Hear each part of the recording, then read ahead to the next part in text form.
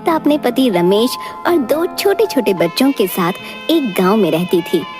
गीता का पति मजदूरी का काम किया करता था। वो लोग बहुत ही गरीबी की हालत में रहते थे। बहुत मुश्किल से 2 वक्त का खाना मिल पाता था। उसके अलावा किसी चीज पर खर्च करने के लिए उनके पास पैसे नहीं थे। रमेश की माँ भी काफी बूढ़ी और बीमार थी। उनकी जिंदगी इसी तरह चल रही थी कि अचानक एक दिन रमेश को काफी तेज बुखार आता है और सही इलाज न मिल पाने के कारण उसकी मृत्यु हो जाती है। गीता के पति का एक छोटा भाई राजू भी था, जो बहुत चालाक किस्म का आदमी था। भाई की मृत्यु के बाद वो थोड़े दिन उसके परिवार और माँ की सेवा का नाटक करता है। कुछ दिनों में अपनी माँ को उल्लू बनाकर खेती बाड़ी की सारी जमीन अपने नाम लिखवा लेता है। राजू अपनी माँ से कहता है, देखो माँ, भाई की तो अब मृत्यु हो चुकी है। भाभी तो जाकर खेतों में काम करेंगी नहीं, सो मुझे ही सब देखना पड़ेगा। इन कागजों पर अंगूठा लगा दो। बाकी भाभी और बच्चों की चिंता मत करो, उनका सारा खर्च मैं उठा लूंगा। तुम लोगों को चिंता करने की जरूरत नहीं है। बूढ़ी माँ राजू की बातों में आकर अंगूठा लगा देती है, पर राजू बहुत मक्कार निकलता है। 2-4 दिनों में वो जमीन को औने पौने दाम में बेचकर गांव से फरार हो जाता है। कैसा कपूत पैदा किया मैंने, जो अपने ही घर को बर्बाद करके भाग गया। अब हम लोग क्या करेंगे? गीता पर तो दुखों का पहाड़ टूट पड़ा। वो सोचने लगती है, मैंने तो आज तक कोई काम नहीं किया, कभी घर से बाहर नहीं निकली। मैं इन 2 छोटे बच्चों को और अपनी बूढ़ी सास का कैसे ख्याल रखूंगी? भगवान ने हमारे साथ बहुत अन्याय किया। घर का एकमात्र सहारा हमसे छीन लिया। कुछ दिन बीतने के बाद खाने पीने का जो थोड़ा बहुत सामान था वो सब खत्म हो गया। अब तो ना घर में राशन था और ना ही पैसे बचे थे।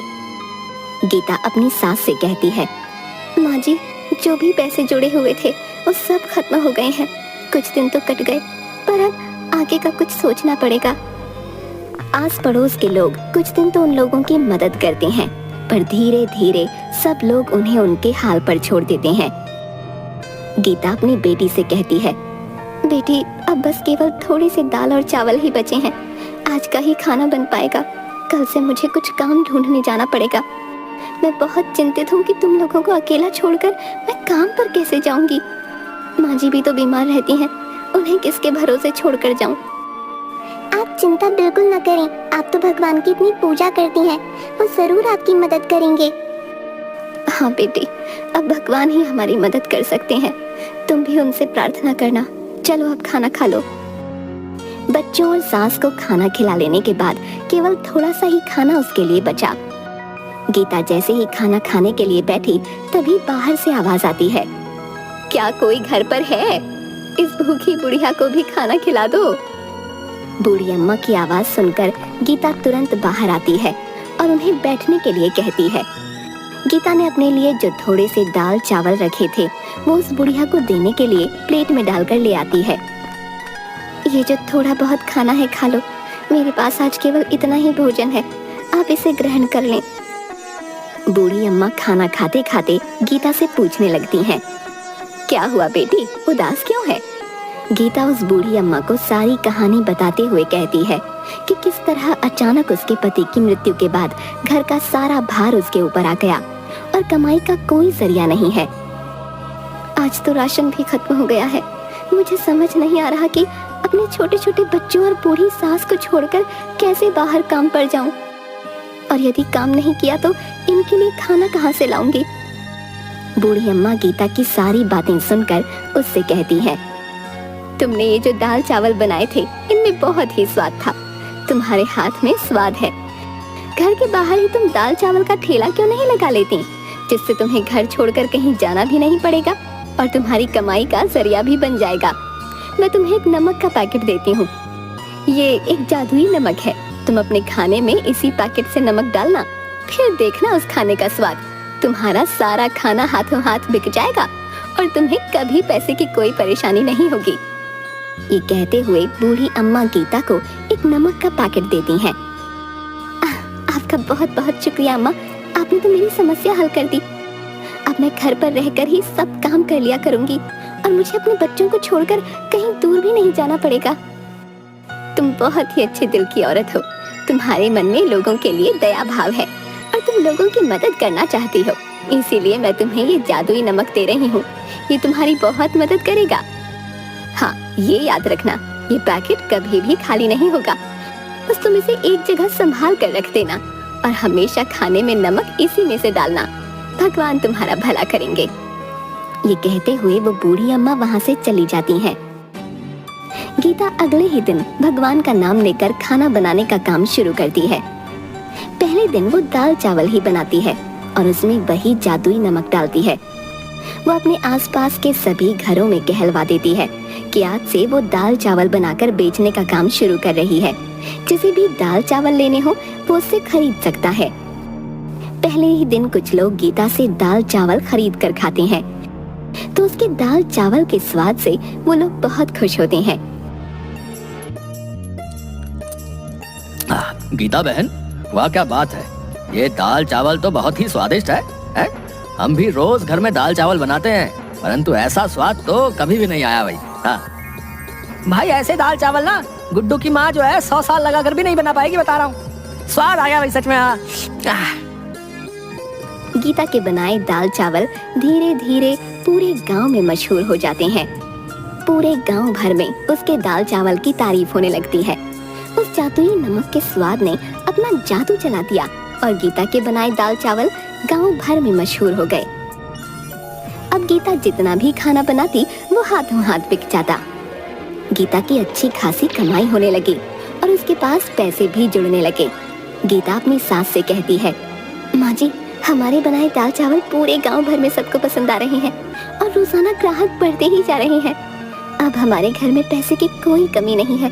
मैं सोच रही हूँ क्यों ना मैं अपने साथ काम करने के लिए एक नौकर को रख लूं और हम दाल चावल के साथ साथ सब्जी और रोटी भी बनाकर बेचेंगे, जिससे कि हमारी कमाई और बढ़ेगी। हाँ हाँ, क्यों नहीं बेटी, तुम इतने मन से और साफ सफाई से खाना बनाती हो तो खाने में तो स्वाद आएगा ही। तुम इसी तरह मेहनत करती रहो, भगवान तुम्हें सफलता देंगे। बस फिर क्या था, गीता अगले ही दिन से मुन्ना नाम के एक लड़के को अपने साथ काम करने के लिए रख लेती है। खाना तो गीता ही बनाती थी, जिसमें वो जादुई नमक डालती, परंतु खाना परोसना, ग्राहकों से पैसे लेना और उन्हें खाना डाल कर देना, ये सब काम के लिए उसने मुन्ना को रख लिया। मुन्ना काफी गरीब था और चालाक भी। जब उसने देखा कि गीता का बनाया हुआ खाना इतना बिकता है तो वो सोचने लगा, क्यों ना मैं भी किसी तरह खाना बनाकर अपना अलग ठेला लगा लूं। यहाँ नौकरी करते तो मुझे 4 पैसे ही मिलने वाले हैं, परंतु अपने ठेले से मुझे अच्छी कमाई हो जाएगी। मुन्ना अपने दोस्त से कहता है, अरे यार, ये दिन भर की नौकरी करने के बाद मेरे हाथ में तो कुछ भी नहीं आता। इतनी कम तनख्वाह में भी भला गुजारा होता है क्या? है? मैं सोच रहा हूँ जब गीता औरत होकर इतना कमा सकती है तो मैं क्यों नहीं, मैं भी अलग ठेला लगा लूंगा। जब इस काम में इतनी कमाई है तो मैं अलग से ठेला लगाकर ज्यादा मुनाफा क्यों ना कमाऊं भाई। हैं? कब तक उस गीता का नौकर बना रहूंगा? पर भाई, ठेला चलाने के लिए तुम्हें गीता जैसा स्वादिष्ट खाना भी तो बनाना होगा कि नहीं? हैं? अभी तुम कुछ दिन उसे देख देख कर उसके जैसा खाना बनाना सीख लो, तभी नौकरी छोड़ना। हाँ, ये तो तू बिल्कुल ठीक कह रहा है। उसके जैसा स्वादिष्ट खाना बनाऊंगा तभी तो मुनाफा होगा। मुन्ना सोचने लगता है, गीता खाने में ऐसा क्या डालती है जिससे उसके खाने का स्वाद इतना बढ़ जाता है? ये बात पता करनी पड़ेगी। यदि मेरा खाना गीता के खाने की तरह स्वाद बनेगा तभी तो बिकेगा। एक दिन छुपकर मुन्ना गीता को खाना बनाते हुए देखता है। वो बहुत ध्यान से देख रहा था कि गीता ने कोई खास मसाले नहीं डाले, बस एक डिब्बे में से नमक निकाल कर खाने में डाला। मुन्ना सोच में पड़ जाता है, बस केवल नमक मिलाने से खाने में इतना अनोखा स्वाद कैसे आ जाता है? हो ना हो इसी नमक में कोई खास बात है। यदि मैं इसका नमक का पैकेट चुरा लूं तो मैं भी इससे जो खाना बनाऊंगा उसमें वैसा ही स्वाद आएगा जैसा कि गीता के खाने में आता है। बस फिर क्या था, मुन्ना लालच में आकर गीता का नमक चुरा लेता है और चुपचाप उसे अपने घर ले जाता है। गीता की बेटी ने मुन्ना को नमक चुराते हुए देख लिया था। वो सारी बात अपनी माँ को बता देती है। गीता ये सुनकर बहुत परेशान हो जाती है कि उसका नमक चोरी हो गया। अब उस जादुई नमक के बिना वो खाना कैसे बनाएगी? वो रोते रोते भगवान के आगे प्रार्थना करने लगती है, हे भगवान मेरी मदद करो। वो बूढ़ी माँ जी जो मुझे नमक देकर गई थी, वो दुष्ट मुन्ना ने चोरी कर लिया। अब मैं क्या करूंगी? मेरी मदद करो भगवान। गीता जैसे ही रसोई घर में खाना बनाने जाती है, वो देखती है कि वैसा ही नमक का एक और पैकेट वहाँ पड़ा है। गीता ये देखकर बहुत हैरान हो जाती है कि ये नमक का पैकेट यहाँ कैसे आ गया। गीता भगवान का शुक्रिया अदा करती है कि उन्होंने उसकी मदद की। वो तुरंत जादुई नमक से खाना बनाने लग जाती है। उधर दूसरी ओर मुन्ना भी उस चुराए हुए नमक से खाना बनाकर अपने ठेले पर लगाता है और सभी लोगों से कहता है, आइए आइए और मुन्ना के ठेले पर आकर स्वादिष्ट खाना खाएं। लोग मुन्ना के ठेले पर खाना खाने आते भी हैं, पर जैसे ही वो लोग खाना मुंह में डालते हैं, उसे थूकने लगते हैं। अरे थू थू थू थू थू थू, हैं? इतना बेस्वाद और गंदा खाना है। इसमें तुमने नमक मसाले डाले हैं या जहर डाला है भाई? हैं? थू थू थू थू थू थू। हमारे सारे पैसे बर्बाद कर दिए। ये खाना तो कोई जानवर भी नहीं खाएगा। लाओ हमारे पैसे वापस करो। सभी लोग मुन्ना को भला बुरा कहने लगते हैं और अपने पैसे वापस लेकर वहाँ से चले जाते हैं। वो बहुत दुखी होता है कि उसने तो पैसे उधार लेकर बहुत सारा खाना बना लिया था, परंतु सारा खाना बर्बाद हो गया, जिससे उसका बहुत नुकसान हुआ। अगले दिन मुन्ना रोते हुए गीता से माफी मांगने जाता है।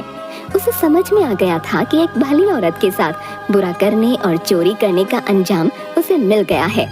वो गीता के आगे हाथ जोड़ते हुए कहता है, गीता बहन मुझे माफ कर दो। मैंने तुम्हारा जादुई नमक चुराकर फायदा कमाने की सोची, परंतु मैं ये भूल गया कि जादुई चीज तो उसी व्यक्ति के यहाँ काम करती है जिसे वो दी जाती है। मैंने लालच में अंधे होकर तुम्हारा जादुई नमक चुरा लिया। मुझे माफ कर दो और मुझे अपने पास दोबारा काम पर रख लो। मैंने तुम्हारे यहाँ नौकरी छोड़कर बहुत बुरा किया। मेरे छोटे छोटे बच्चे भूखे मर जाएंगे। मुझ पर दया करो। मैं आइंदा कभी भी तुम्हें शिकायत का मौका नहीं दूंगा।